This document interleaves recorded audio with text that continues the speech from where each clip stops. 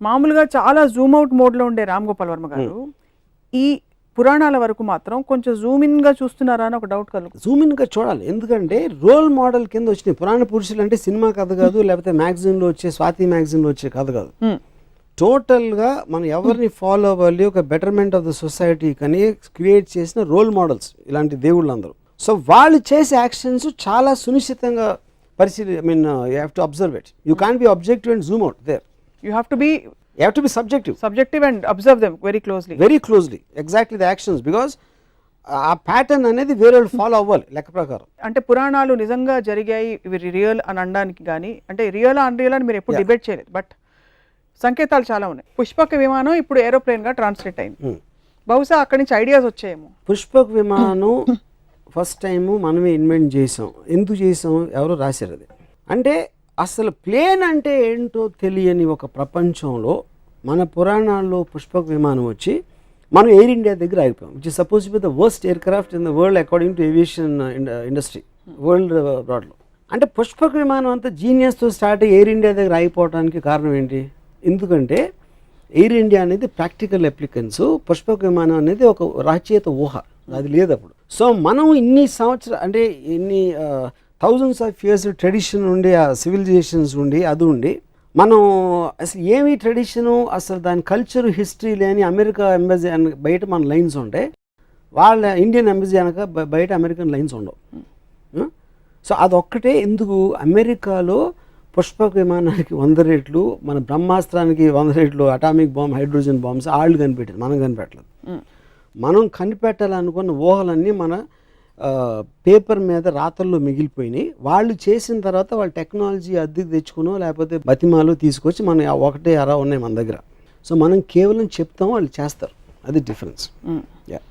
రాముడు, కృష్ణుడు వీళ్ళెవరూ మీకు రోల్ మోడల్స్గా పురుషులుగా అలా కనిపించారు, ఉత్తమ పురుషులుగా?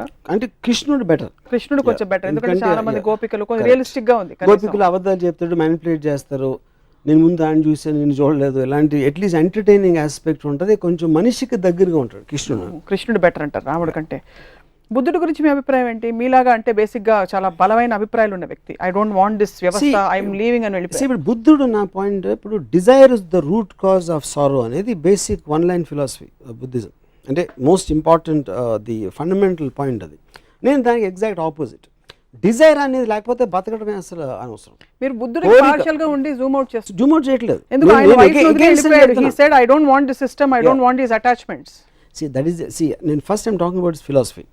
తర్వాత తను ఏం చేశాడని నాకు పెద్ద అవగాహన లేదు బుద్ధుడు అంతకుముందు ఏం చేశాడు అనేది. Dzire is the root cause of సారో. అంటే కోరిక ఉంటే కోరిక తీరినప్పుడు మనకి సారోస్ వస్తాయి, కోరిక వదిలే అని చెప్పాడు. కోరిక లేకపోతే బతకటమే అనవసరం అనేది నా philosophy. So I am the exact opposite of Buddha. Yeah. But he had a major contribution bringing in peace, message of peace. అవ్వన్నీ మీకు కనిపించవా? I really don't know about that. So ఇప్పుడు మీరు ఈ సమకాలీన పరిస్థితుల్లో ఒక అవతార పురుషుడు, పురాణ పురుషుడు మీరు సినిమా తీయమంటే ఎవరు మీరు తీస్తారు? శకుని. I think కృష్ణుడు I think is far better example. ఎందుకంటే ఎలిమెంట్స్ ఆఫ్ శకుని ఉన్నాయి కృష్ణుడు దగ్గర, కానీ కృష్ణుడు తెలియదు ఆ విలన్ ఉంది అంటే కొంచెం నాకు అంటే ఆబ్వియస్లీ మనందరికీ కూడా కృష్ణుడు ఎన్టీఆర్ గారి నుంచి వస్తుంది కాబట్టి నాకు చాలా స్ట్రాంగ్ ఇంప్రెషన్ ఏంటి, ఎవరు ఏమి చెప్తున్నా భీముడు కోపం వస్తూ ఉంటుంది, దుర్యోధనుడు కోపం వస్తూ ఉంటుంది, ఈయన ఒక చిన్న నవ్వుతో, అది యాక్చువల్గా దేవుడు నా దృష్టిలో. ఎందుకంటే అబ్సల్యూట్లీ ఈజ్ అన్ఎమోషనల్ అబౌట్ ఎవ్రీథింగ్. శ్రీకృష్ణుడు నేను ఎప్పుడు కోపంగా చూడలేదు. శ్రీకృష్ణుడు నరికేద్దాం చంపేద్దాం, యుద్ధంలో ఆపేసి ఒక భగవద్గీత అనే ఒక చిన్న క్లాసు అర్జునుడికి ఇవ్వడం, I like that is actual only దేవుడు నాకు తెలిసినంత అబ్జర్వేషన్.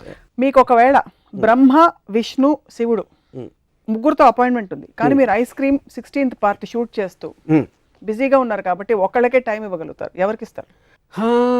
అంటే ఇప్పుడు విష్ణు ఇస్ నాకు it's a complex thing, because ఆయన ఎత్తిన అవతారాల్లో నాకు ఎవరు కరెక్ట్ అనేది నాకు తెలియదు. So I don't want take that chance. Brahma అనేది నేను ఎప్పుడు దేవుడిగా చూడలేదు, ఎందుకంటే ఎవరు పూజించరు. బ్రహ్మకు సృష్టించడం కాకుండా వీణ వినటం తప్పిస్తే తను ఇంకేం చేస్తాడో నాకు తెలియదు, అట్లీస్ట్ నాకు ఆ నాలెడ్జ్ లేదు. శివుడు ఐ లైక్ బికాజ్ నాకు getup kind of A power force అనేది అది ఆస్పెక్ట్. సో వాళ్ళ ముగ్గురే తీసుకుని వాళ్ళు వేసిన అవతారాలు కొంచెం పక్కన పెడితే ఐ థింక్ శివ. కాంట్రాడిక్ట్ అవుతున్నారు కాబట్టి I have to ask.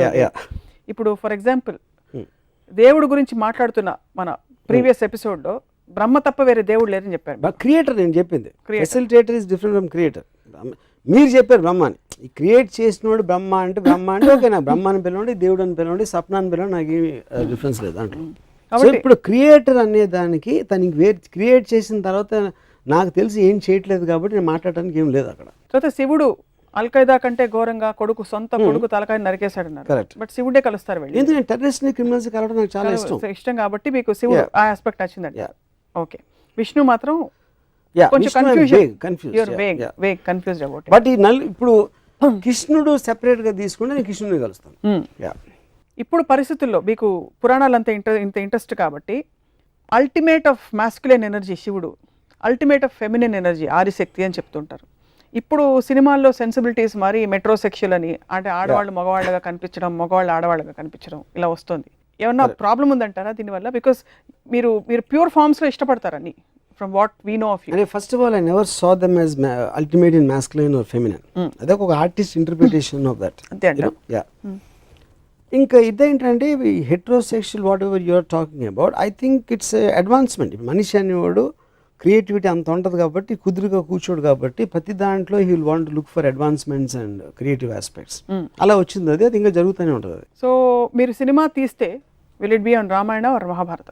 Definitely Mahabharata.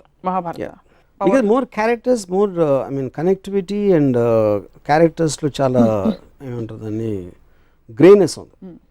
రామాయణంలో రైటర్ కంప్లీట్లీ రాముడి సైడ్ తీసుకుని ఈ just putting all the other characters, ఈడు మంచి ఆడు చెడు ఇద్దరిని డిఫైన్ చేయట్లేదు. అంటే నాకు రావణాసురుడు ఇప్పటివరకు ఈ శూర్పణఖ ఇష్యూ వచ్చిన తర్వాత, అంతకుముందు లంక ప్రజలు రావణాసురుడితో హ్యాపీయా కాదా అనేది నాకు ఇంతవరకు అర్థం కాదు. అంటే అమెరికా వచ్చి ఫ్రీడమ్ ఇప్పేస్తుందా లేకపోతే దండయాత్రగా వస్తుందా తెలియదు. సో లంక ప్రజలకి లంకేశ్వరుడు అయితే ఇష్టమైతే, అప్పుడు రావణాసురుడు ఎందుకు చెడ్డాడు? కేవలం సీతను ఎత్తుకుపోయినందుక చెల్లెల కోసం, లేకపోతే ఇంకేమైనా చేశాడా తన ప్రజలు కానీ వేరే దేశాలు కానీ అనే క్లారిటీ నాకు, అలాంటి క్లారిటీ లేని చాలా ఉన్నాయి రామాయణంలో నాకు. అందుకని I have not connected to that. But Mahabharatam very much I'm connected because it all related to normal people.